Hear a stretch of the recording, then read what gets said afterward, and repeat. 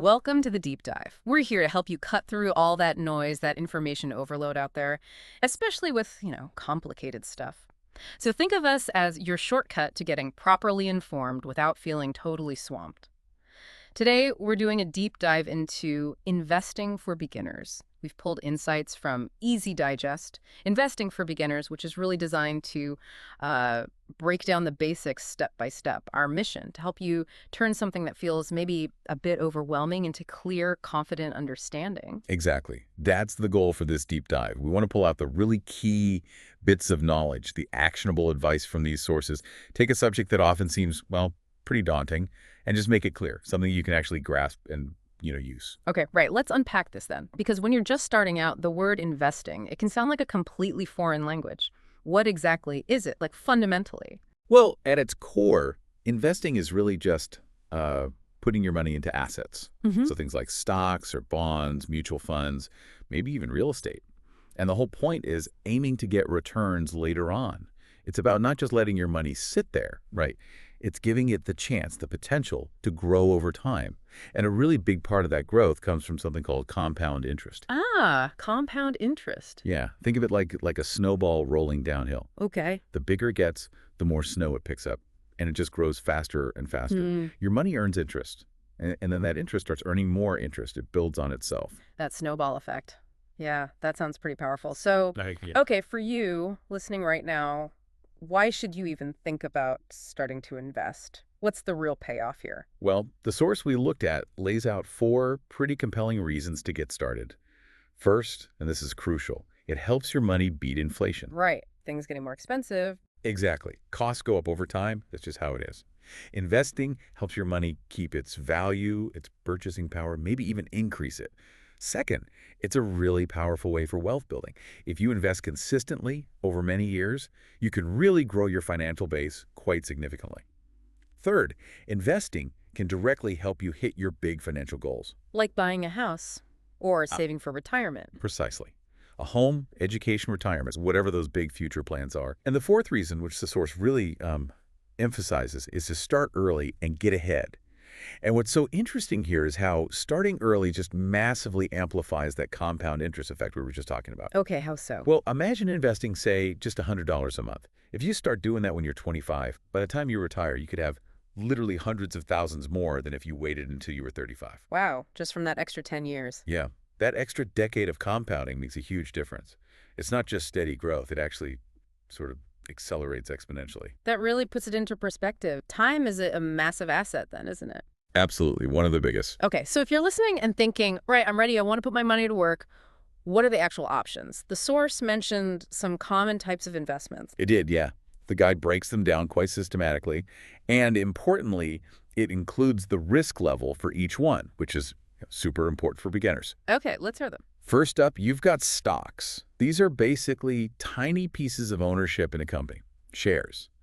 They offer potentially high returns, but, as you'd expect, they come with more risk. The source labels them high risk. High risk, high potential reward. Got it. What's next? Then you have bonds. These are more like loans. You're lending money to a government or a company. They tend to offer more modest, steadier returns and are generally considered low to medium risk. Okay, so a bit safer, maybe? Generally, yes. Then you'll often hear about mutual funds. These are like baskets, professionally managed baskets holding lots of different stocks or bonds, or sometimes both. They give you instant diversification, which is great for beginners, usually medium risk. Diversification, meaning spreading the risk around. Exactly. Don't put all your eggs in one basket. Mutual funds do that for you. Similar to those are ETFs, exchange-traded funds. Key difference is they trade on stock exchanges during the day, just like individual stocks. Also typically seen as medium risk. Okay, so mutual funds and ETFs. Similar idea, slightly different structure. Pretty much. And finally, the source talks about real estate, so investing in physical property, maybe for rental income or hoping the value goes up over time, capital gains. This one usually falls into the medium to high risk category. Depends a lot on the specifics. Wow, okay, that's quite a menu of options. Stocks, bonds, funds, real estate. But, I mean, for someone totally new, the big question has got to be, where on earth do I even start? Does the guide give a clear first step? Or is it just pick one? No, it definitely offers a clear roadmap. And the first step is maybe surprisingly simple, but people often skip it. Mm. Set clear goals. The guide really hammers this home. Define why you're investing. What's the purpose? Retirement, a house, your kids' education, or just growing wealth generally. Knowing your why is like the foundation. So it's not just about randomly picking investments, it's about knowing why you're picking them in the first place. That makes a lot of sense. Okay, goals first. What's the next piece of groundwork the source suggests? Before you even think about putting money into investments, the material is really strong on this. Build an emergency fund. Ah, the safety net. Exactly. You need at least, say, 3 to 6 months worth of your essential living expenses saved up. Put it somewhere safe and easy to access, like a savings account for, emergencies. Right, so you're not forced to sell investments at a bad time if your car breaks down. Precisely. Once that safety net is in place, then you choose the right account. This means opening an investment account. Find a reputable brokerage or maybe one of those beginner-friendly investment apps. Okay, find a place to actually do the investing. Yep. And then this is crucial. Understand your risk tolerance. You've got to be honest with yourself. How much risk, how much potential ups and downs are you actually comfortable with?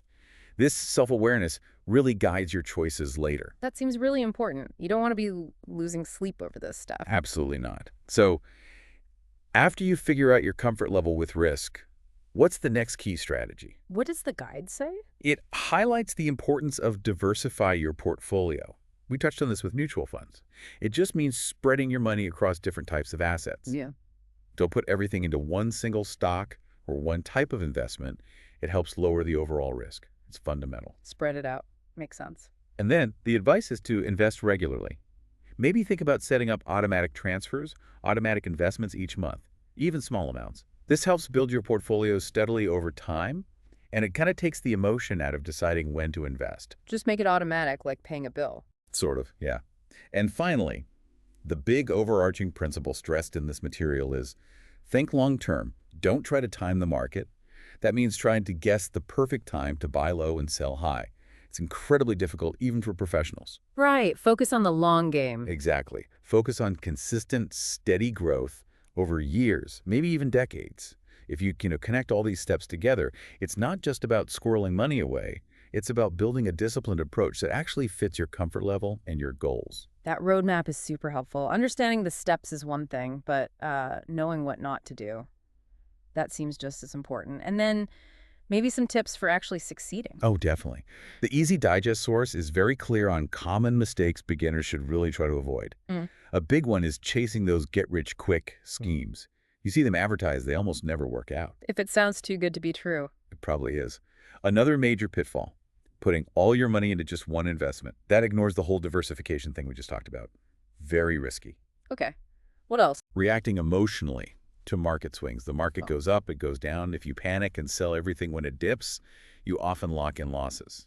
So stay calm during the bumps. Easier said than done sometimes, but yes. Yeah. Also, simply neglecting to do your homework, to research what you're actually investing in.